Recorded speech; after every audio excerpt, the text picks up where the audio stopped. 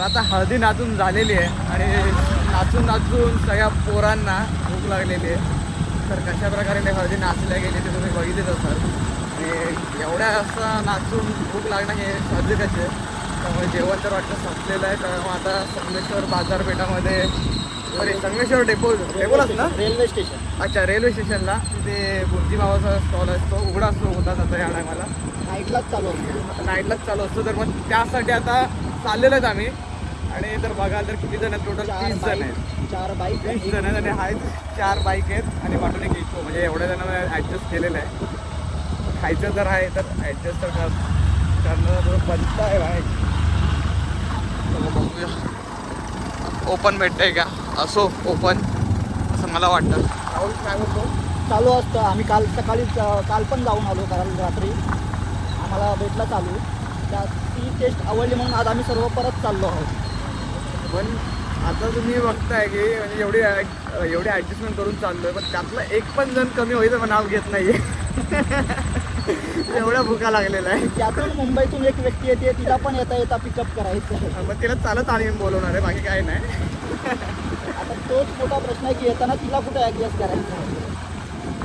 बघूया, जाऊया. आणि तुम्हाला पण दाखवतो कशा प्रकारे भुर्जी भेटते ती. या तुम्ही पण खायला पाठवून एक इको येते आपली.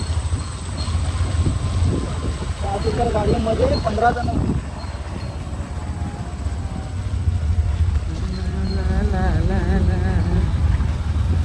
तर तुम्हाला बोललो होतो, आपला माणूस आहे मग. आपलाच माणूस आहे तो. तुम्हाला बोललो आम्ही भुर्जी पाव खायला आलोय. तर टोटल 24 जण आहोत आणि पाव संपलेले, तर पाव आणायला गेलेले आहेत. आणि वरतून एवढी जणांची भुर्जी बनवायची म्हटलं तर खूप, म्हणजे कांदा वगैरे कापायला पण त्या काकांना एकट्यांना जमणार नाही. तर त्यामुळे आपला सुशांतला आपण ते थोडंफार कांदे कापायला सांगितलेत. आणि पोरं बाकी सगळे बसलेले आहेत इकडे, सगळे उपाशीच आहेत. ते कापायला कामाला एक माणूस ठेवलेला आहे. तर आमच्या फंक्शनातले फेमस वडापाव, रामदास वडापाव.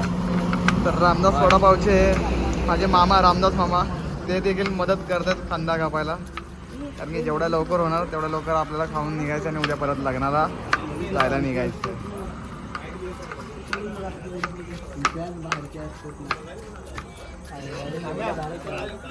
ए बाबा, असं सोडली तर उद्यापर्यंत हो सोडणार नाही कांदे.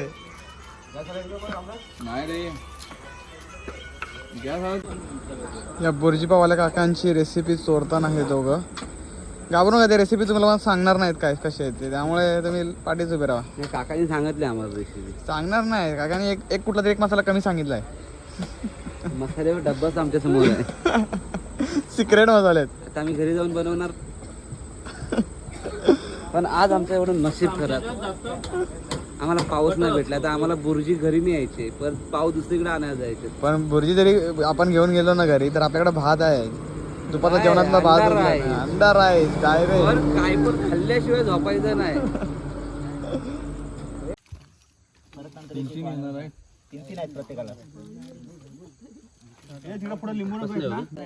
रस्त्यात आता इथं जेवायला बसलेलो आहे. कारण की घराच्या कोणात जेवायला बसायचं म्हटलं तर घरच्यांची शिगा खाण्यासारखं आहे.